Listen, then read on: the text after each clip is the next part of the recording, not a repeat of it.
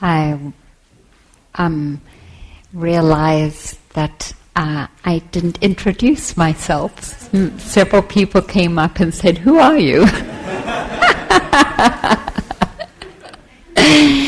So that's great. My name is Arena Wiseman, and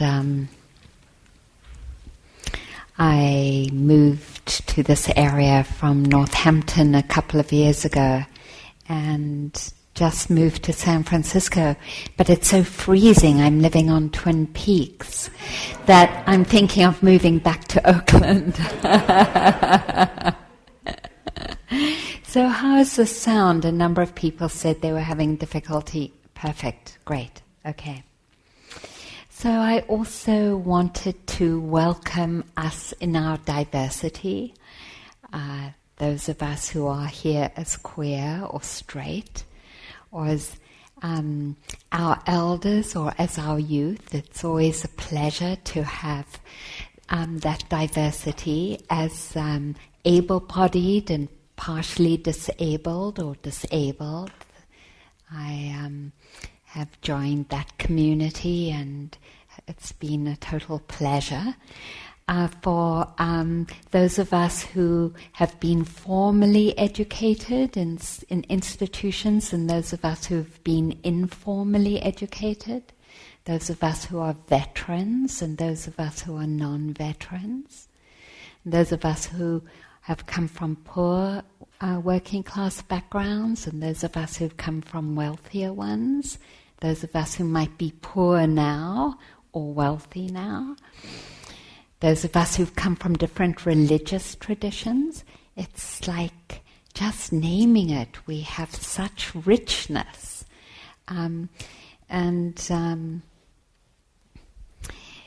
Often in spiritual traditions we feel or we are mistaken in thinking that in having a spiritual practice we become one, or we transcend our uniqueness and diversity to melt into one indistinguishable mass. But in my own experience and spiritual practice, it's the opposite. That it's actually by acknowledging who I am in all my expressions in history that I find my way to my heart, and through my heart to the hearts of everyone else, and that it is in our diversity or our uniqueness and differences that we actually begin to shine. So welcome then, welcome all of us in our diversity and uniqueness.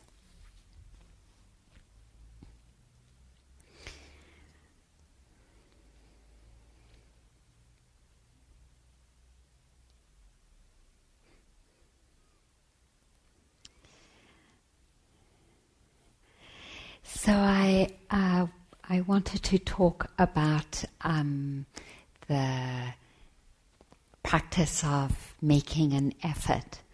And I want to talk about it because some of you might have heard that I had back surgery about a year and a half ago, and spent many, many months in bed, and many months then really working hard to heal and strengthen. After my surgery, I couldn't pick up a cup like this. I didn't have any strength, and it's amazing when the back is injured, you realize that you need your back for everything. And so I did acupuncture, and I did osteopathy and physical therapy, and I walked and I swam, and I went to a therapist. I went to the Process Work Institute in Oregon. I did everything I could think of because I really wanted to heal, and I made this incredible effort. And then in this December, I went to visit my mother in South Africa, and I was there for 4 weeks, and then I I just did a lot of traveling, and a lot of that effort dropped. And I had assumed that because I'd gotten so much better, that I was sort of, then I could coast. You know, it's like, I don't know if any of you are surfers, you paddle, you're there, the wave is coming, you put all that energy into getting onto the surfboard or right, and then you're coasting, you know. And I can't surf now, but I used to really love surfing. And I realized I couldn't coast. I realized because my back had a kind of relapse and the pain increased, and I was like, oh my God, my back is functional as long as I make this effort. And I realized that I had to bow down to effort and to really re-look at the ways I had made effort in terms of my healing. And it also really helped me to inquire then into the kinds of ways that I make effort in my spiritual practice. Actually, they're not so different. And I realized that there was some place where my effort was always goal-oriented, that I was making an effort for a particular experience, in the case of my back, to be pain-free. And that actually the kind of effort that the Buddha invites us to make is the actual refuge when we take refuge in the Dharma, that we are actually taking refuge in effort rather than in the product or the goal of the effort. So that when we meditate, for example, and our minds wander, we come back, and it's in the coming back, the Buddha says, that the mind is strengthened. It isn't in the actual experience once we're back. So that the practice becomes the continual effort that we make, and that it is the effort that we're taking refuge in. And it's a whole different way of looking at it. I have a student who has been in a very, very long drawn-out court case, and I was on the phone with her. And she was talking about how she had to do this research and that research, and her lawyer said this and that, and how overwhelming it was, and how awful it was, and there's been an extension in the hearing, and so on and so forth. And I said to her, "Wow, I'm so moved at the effort you've made. You know, you did this research, you've been diligent about taking care of yourself. Can you appreciate your effort?" And that really is is the refuge as well, not only making the effort, but then turning towards it and appreciating it. That's taking refuge in the practice of the Dharma. And the amazing thing is that we each and all make so much effort and yet have so much difficulty appreciating and seeing the effort that we make, because it is the effort and the origin of the effort that is actually where we begin to see our goodness and where we begin to actually see ourselves as Buddhas and Bodhisattvas. So, for example, when I look at myself and when we look at ourselves, we can see, oh my God, I'm grumpy here and I'm angry here and I'm so scared here. I've been the last either with my back and also with some of my early childhood trauma, have been working with so much fear recently. And I look at that, and if I look at that, it seems like I'm a total failure. I'm just a failure in my Buddhist practice. I could even see myself as a failure as a human being because I'm experiencing all these really difficult emotions. And yet, when I turn and look at the incredible effort I make in my life to be diligent in my practice, I meditate every day. When I wake up in fear, I get up and I say, okay, Arena, you have to do some walking meditation back and forth in your room, because you know that really helps calm the mind. That when I have overwhelmingly negative thoughts or incredible irritation driving my car, I'm like, oh honey, you know, you're doing such a good job. You know, you're hanging in there. And I look at the effort, and then I see, wow, that is so beautiful, that I'm making such an effort in the space of the challenges of life. And not only is that something that actually we can all bow down to, the efforts that we make, but also we bow down to the understanding that for every effort we make, it's actually creating a wave in the world of goodness. And it reminds me of, I'm in a group called Uncovering Our Hearts, Exploring White Privilege. And yesterday I was talking to someone in the group about Aung San Suu Kyi, who, for those of you who don't know, is a leader of the democratic movement in Burma. And she has been under house arrest for, I think, about 15 years now. She had the opportunity to leave Burma, and she refused because she felt that her presence in the country was so important in keeping the democratic movement alive that basically she's giving her life to keeping that alive. In the face, as you know, of incredible repression by the Burmese junta or generals.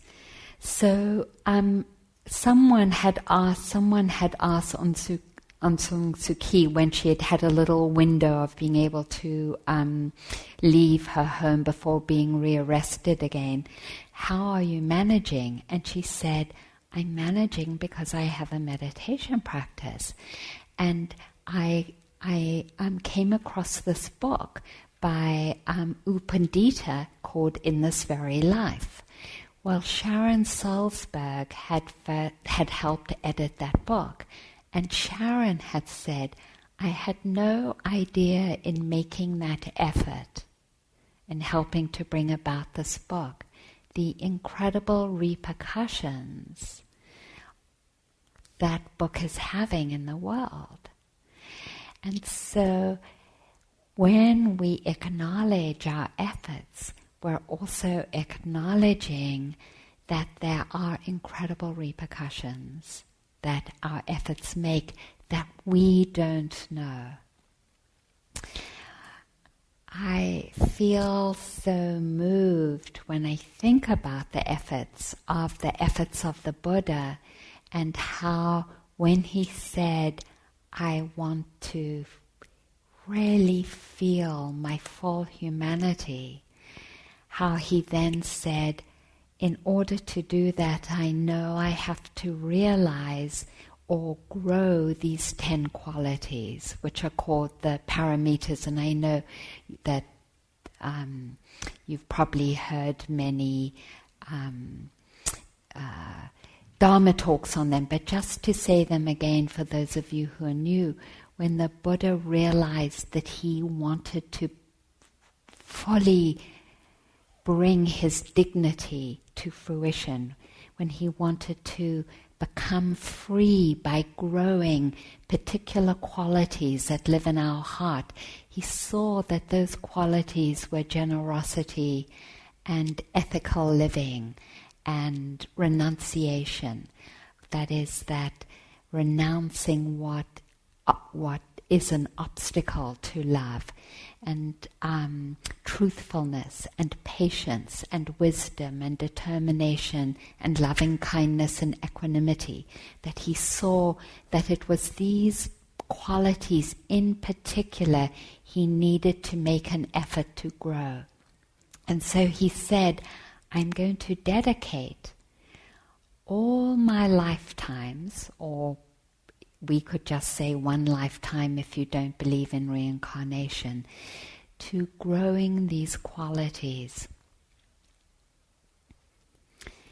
It's so moving to hold people who are alive or who have been alive and who've died, who in some way have dedicated their lives by making an effort to grow those qualities. And I think of Mary Wollstonecraft, who came up with the first manifesto of women having freedom and deserving equality in society.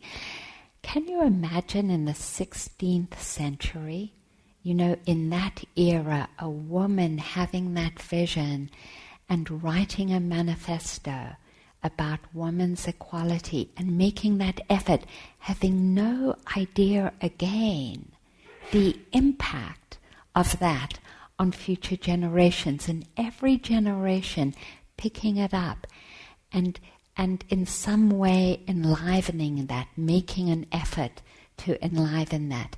And that effort is both in refusing to believe the negative messages that have come from sexism, that are living inside of each of us as a woman, and also acting in society, making an effort to act in some way to realize that vision of equity. The impact of that, of making an effort, and the waves that it brings.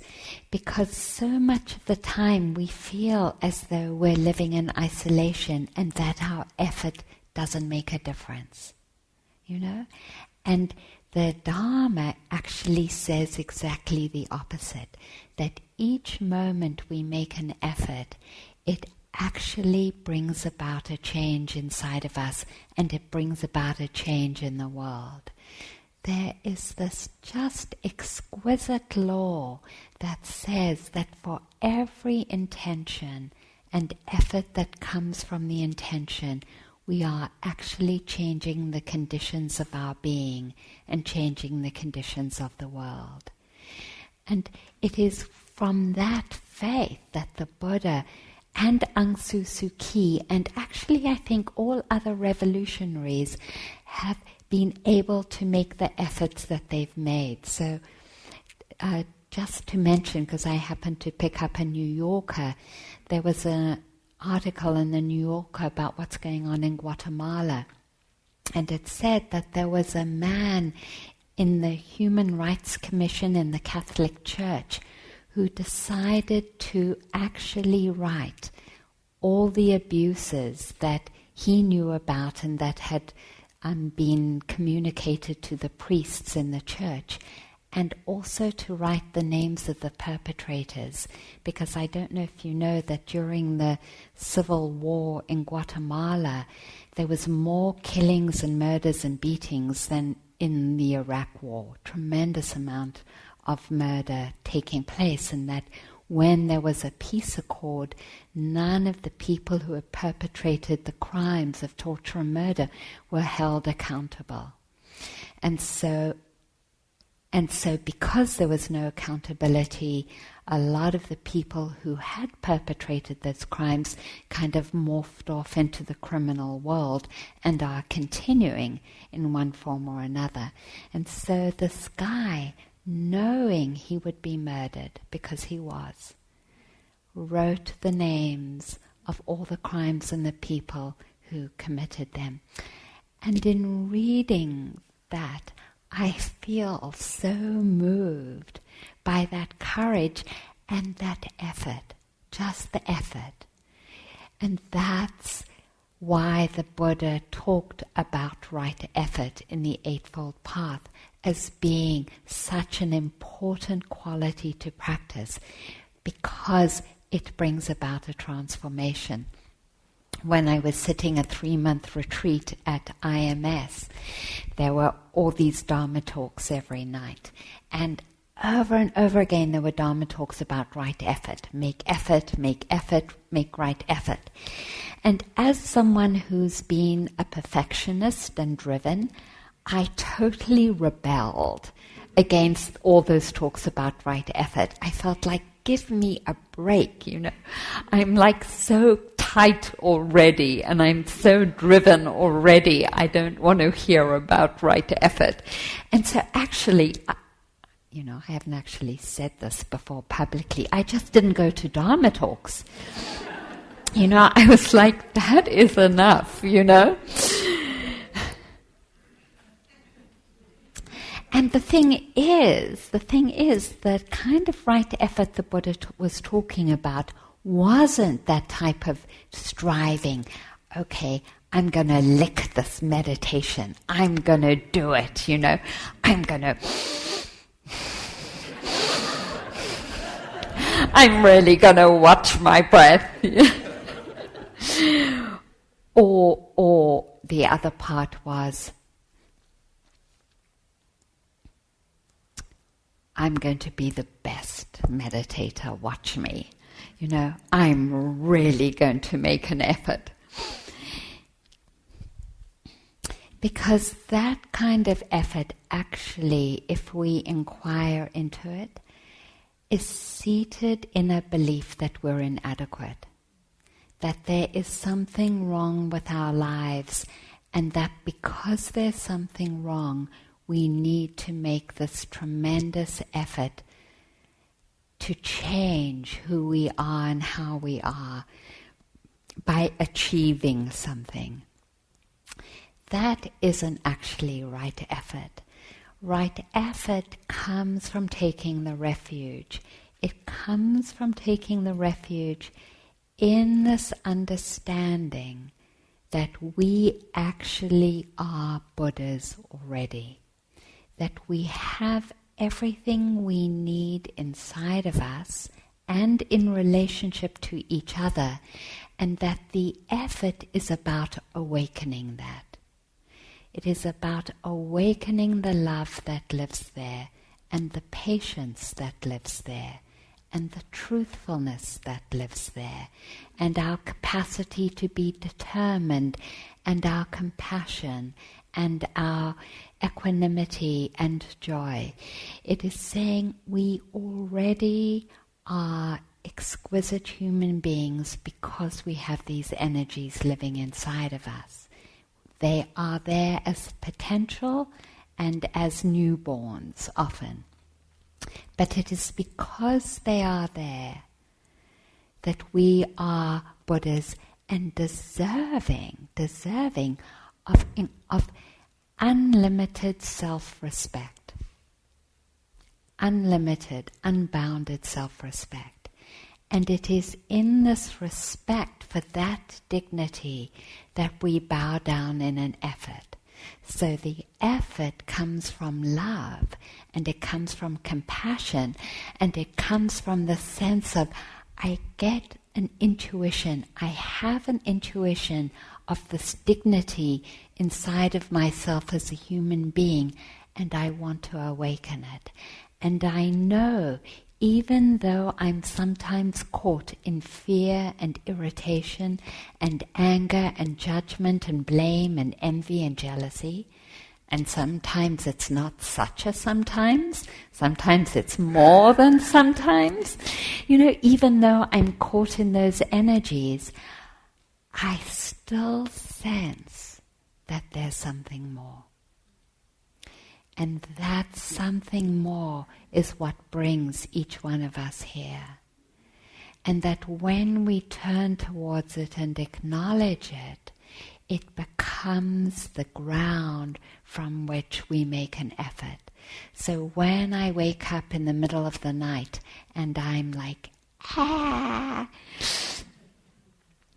or if I can't sleep and I watch frustration coming, the effort I make to get up and start doing walking meditation comes from knowing that there is love there and that I want to reconnect to it, and that there is compassion there and I want to reconnect to it. And it is that effort then that is dedicated to that reawakening and reconnecting that is gentle and kind and knows when to stop and take a rest and knows when to start again. So it is this loving and kind and gentle effort that is such an incredible blessing. And then going back to that retreat and what was said over and over again, Joseph Goldstein loved to talk about right effort, and he said the Buddha in the suttas talks about right effort more than he talks about right mindfulness. Finding my way back to that and seeing what U Pandita was saying, which is there's that potential there, but without picking up the match and striking the matchbox, it remains a potential. We have to pick up the match and we have to strike the matchbox. And that effort is striking those potentials and awakening them inside of us. And without right effort, it won't happen. And so we could say that our healing or our coming home to ourselves as human beings and the dignity of human beings rests on right effort. So this right effort, which is caring and compassionate and soft, also asks for two particular qualities that the suttas talk about. Because we can make an effort, like, I came over the bridge today and I don't know why the traffic has this last week been even worse than normal. It took over an hour and I left early so that I wouldn't hit the 5 o'clock traffic. So, I'm driving and I watch that part of my mind that doesn't want to make an effort, so I put the radio on. And because I want to be in that surfing mode, like where I'm just driving and I'm not having to make that much. And then I catch myself and I turn the radio off. And I see my resistance to calling up that energy, because that the two qualities that are needed, and that takes that kind of energy, is to actually connect with the experience. So it's called Vichaka and Vichara, the initial sustained focus and attention on the experience. I was like, hit that slight resistance, and not just am I making an effort, but am I bringing my energy to connect with my experience right now? Am I connecting? And then, am I sustaining my connection? So it's those two energies that are being asked of us over and over again. So the gentleness of and the vision that inspires that initial okay, and then it's that calling forth our attention to, am I really connected right now with what my experience is? Because it takes that as well to bring about the transformation and the purification of our beings, those two qualities of initial connection and sustained connection in the environment of energy and love. So, right effort. So, then the last thing I wanted to say about it was that the effort to come around in a circle, the effort is brilliant whether it achieves whatever objectives we've set out for or not. And this is a beautiful, I don't know if you all know this, it's Eduardo Galeano, totally beautiful writer. So he's talking about Darcy Ribeiro. The Sorbonne confers the title of Doctor Honoris Causa on Darcy Ribeiro. He accepts, he says, on the merit of his failures. Darcy has failed as an anthropologist because the Indians of Brazil are still being annihilated. He has failed as rector of the university because the reality he wanted it to transform proved obdurate. He has failed as Minister of Education in a country where illiteracy never stops multiplying.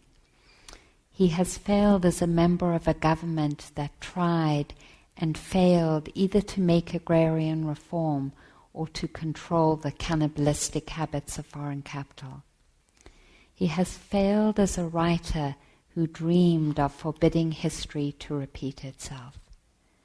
These are his failures, and these are his dignities. And I think of Nelson Mandela and that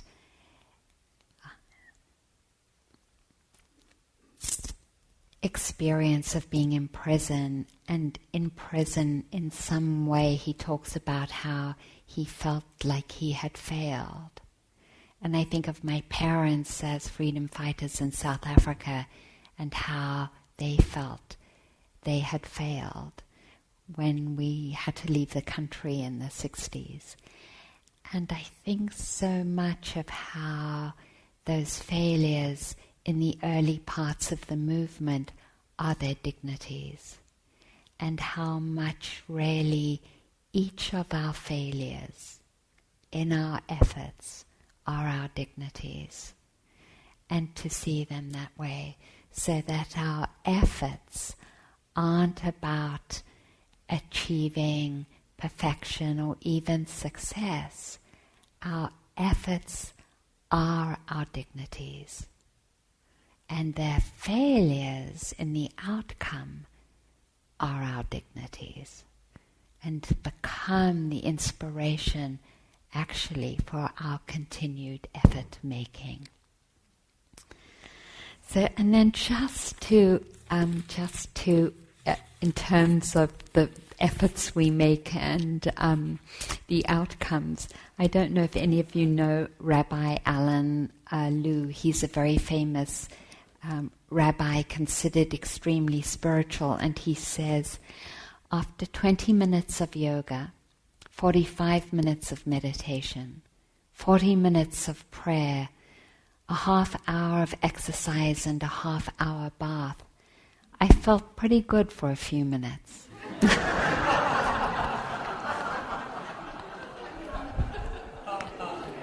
Isn't that true?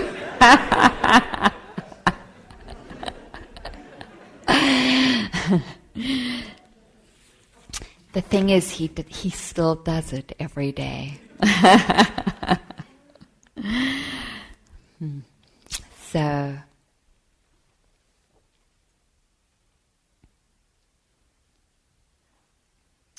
I bow down to our efforts.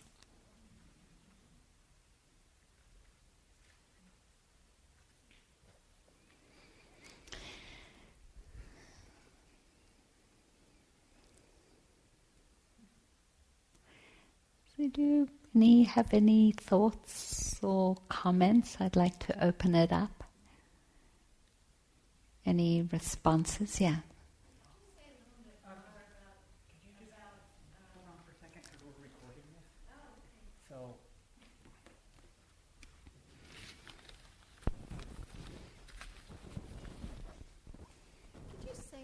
More about connecting with your experience and And to give the example of you driving in the car, coming over the bridge.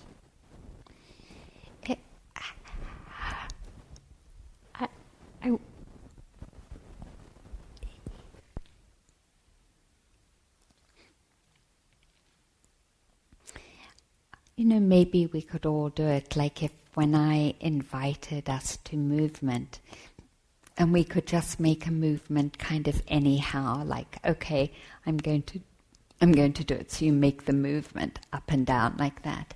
And then doing the movement and really knowing that you're doing the movement, being open for the experience of it and the communication of it, sustaining that connection after the movement and what happens, knowing that's what the experience is, and then staying with it and staying with it. That kind of effort of bringing the mind to the experience over and over again is what becomes what Upandita talks about as the purification. That effort becomes the purification of the mind by sustaining and knowing the experience, sustaining connection to the experience and knowing it. Is that clear? And then I just realize in answering your question that I didn't say the critical part of right effort that the Buddha talked about, and that he said that making right effort was actually about abandoning and renouncing the negative energies, that is, the storylines of the negative energies, and creating the conditions that they not arise again, and then making the effort to call forth the positive energies, and then building the conditions to sustain those. So, for example, in this meeting that I was in yesterday, we were doing a skit, and someone said to us, "Oh, am I a man or a woman?" And I just came out of my mouth, "Oh, it doesn't make a difference." That's what I said. And then she said, "Oh, but it does make a difference."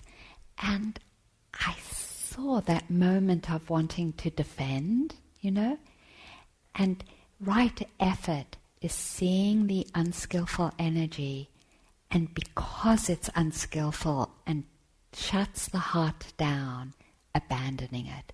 And so swallowing that and saying, "I'm sorry." Creating the conditions for something positive to come up. So it's so simple and so hard. Abandoning what's negative, cultivating what's positive. So again, just to say, it's not to reject or repress what's negative. It's not to say, "Oh, impatience, you're so bad, Arena, for feeling impatience," but rather to abandon the storyline that I was right in being impatient.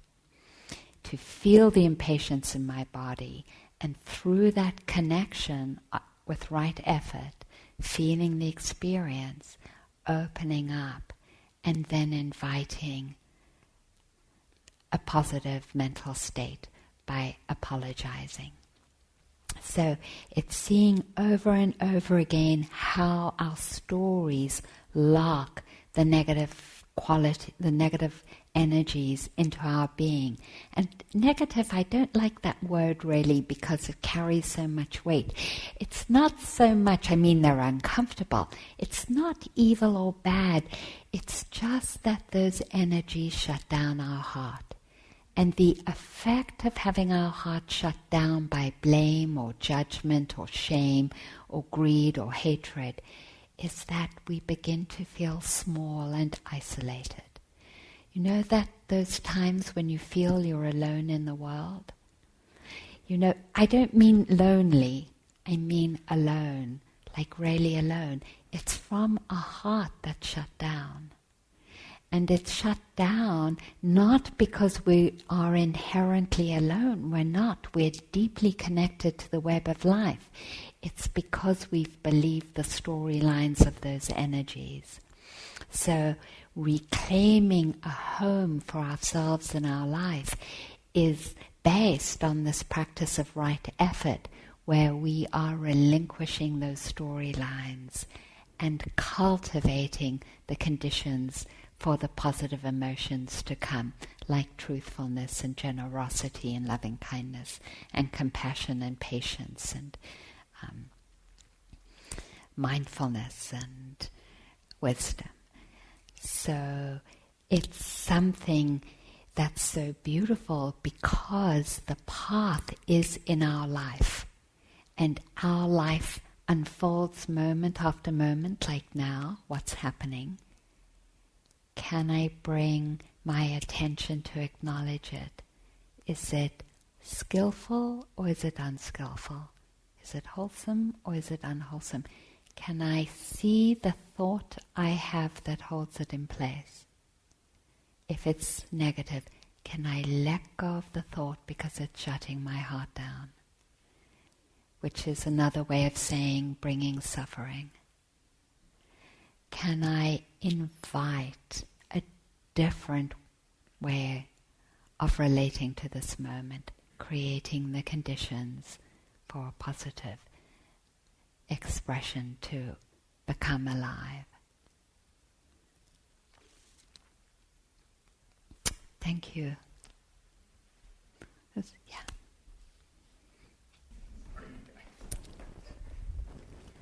So I asked. Oh, that's good. If you can talk a little bit more about that sustainability, sustaining the actual effort. I feel like we're all constantly, trying to make the effort all the time, and whether it's the right effort or not is questionable. But in the moments when we are making the right effort, it seems so difficult to have that sustainability piece. Could you give me an example from, make it specific for me? I've recently been doing these workshops on opening the heart chakra and healing around the heart shutting down.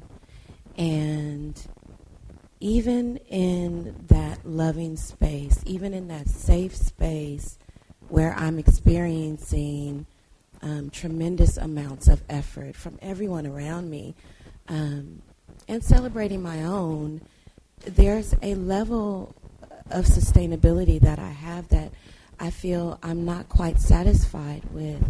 And there are periods during these workshops or during the times that I'm in the presence of these people where I do feel alone, and it's hard to sustain the effort to get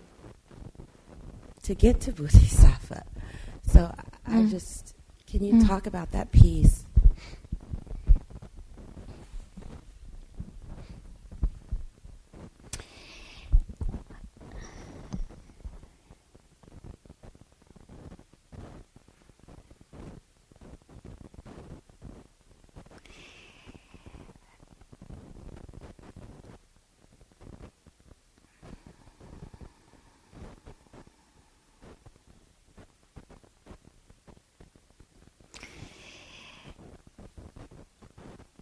I think there are a lot of different paths, so I want to say that.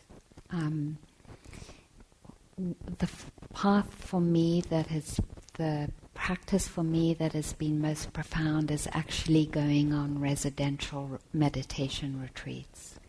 That there's something about being in that environment that gives us the support to see our capacity to sustain through moment after moment after moment, where you're in an environment like this.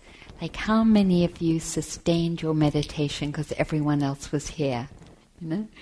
I mean, it makes such a difference. So I feel like being in an, not just 2 hours, but being in an that has been profound for me, because from doing those retreats, I found a faith because I've touched what it's like when the heart is unbounded and free.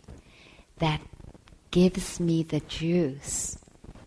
Then, even if I feel far away, far away, to come back.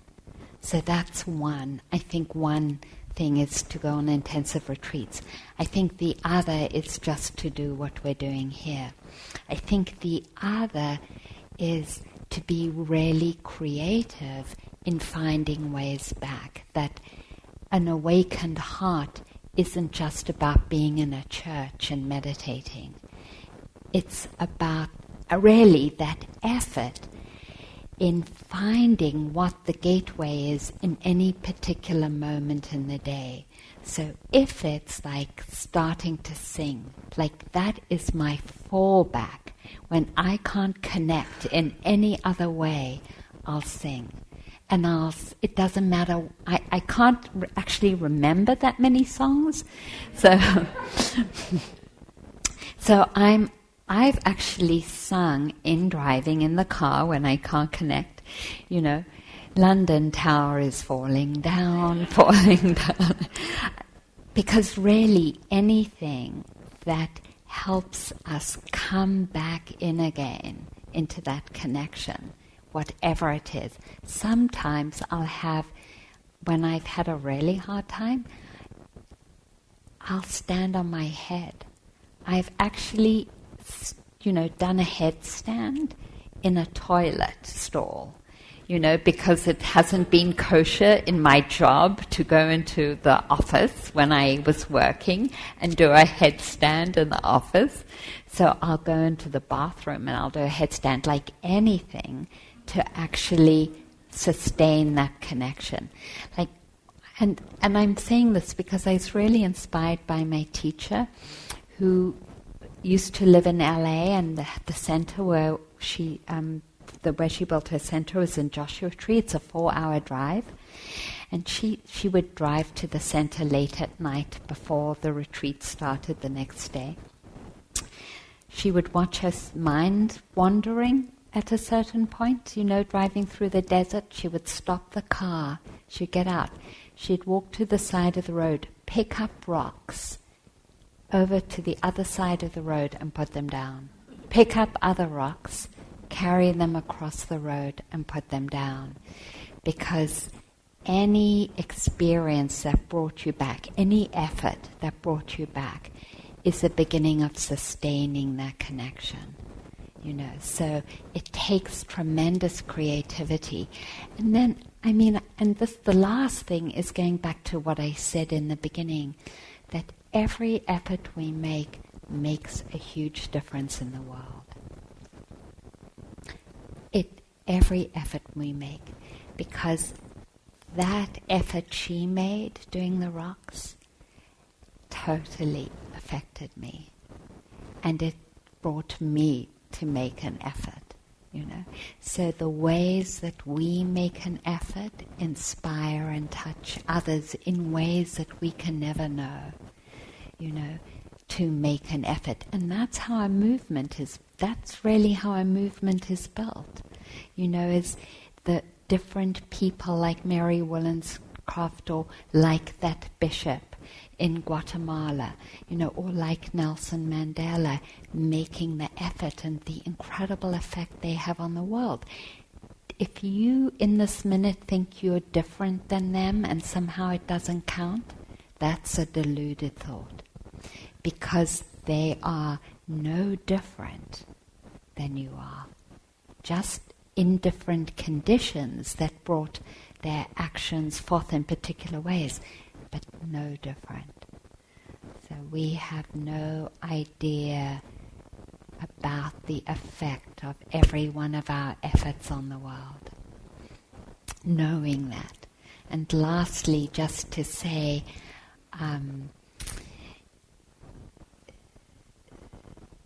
one of the ways I hold what's most difficult in the world is by dedicating each of my efforts. So driving in the car, turning the radio off, I dedicated it to what's going on in Syria and Libya.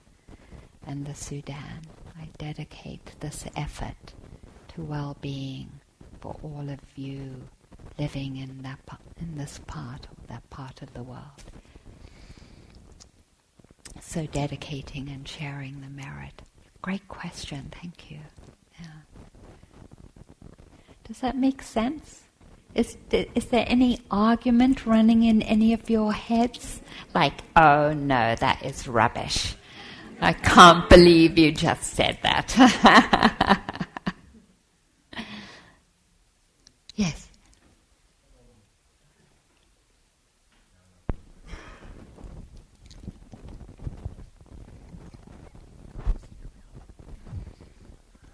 So does one actually just have to explore to find out what helps them connect? Yeah. Explore. Exactly. And for each of us it's a little different, what really supports it. But the biggest thing that helps us is the intention, just to keep wanting to. So that, when for those of us, maybe someone can say how it was when you first started to meditate. It was like our minds just going all over the place, right? Just like not even one breath, like a fraction of a breath and off. And then 20 minutes later, a fraction of a breath and off. And just that intention, okay, I'm coming back. Okay, I'm coming back. I really want to connect. Okay, I really want to connect. Okay, I really want to connect. And acknowledging it, not just making the intention, but acknowledging that you made the intention. So I made the intention, and I know I made the intention. Because that acknowledgement of the intention doubles the strength of the intention. So you do something, and then you know why you're doing it, and that you're doing it. It has a lot more weight. The Buddha talked about that as general comprehension in the discourse on the 4 foundations of mindfulness. He said you understand the purpose of what you're doing, and then that gives weight to the intention.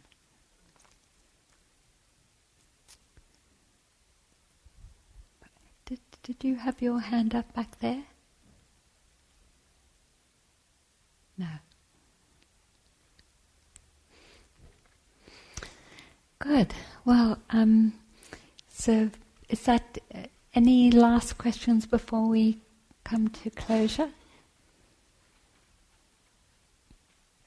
Okay, so let's stand up together.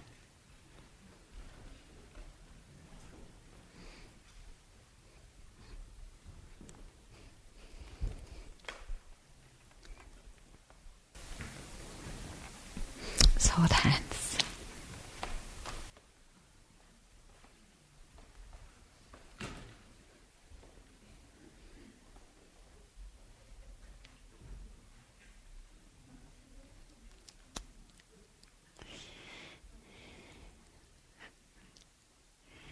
There's something about holding hands and acknowledging that we are actually connected. That every single person here has felt fearful and lonely, has wanted to love, has made an effort to love. That we are together in this endeavor of being human. Taking a moment to acknowledge this sharing of life together. And it is in this acknowledgement that we can be moved to dedicate our efforts for the opening of our hearts and for creating the conditions for the opening of hearts everywhere, so that all inequality, dis-ease ends.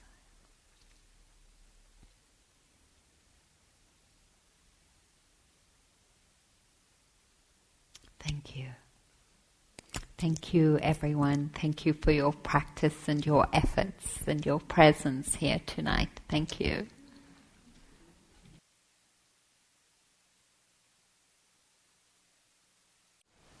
Thank you for listening. To learn how you can support the teachers and Dharma Seed, please visit dharmaseed.org/donate.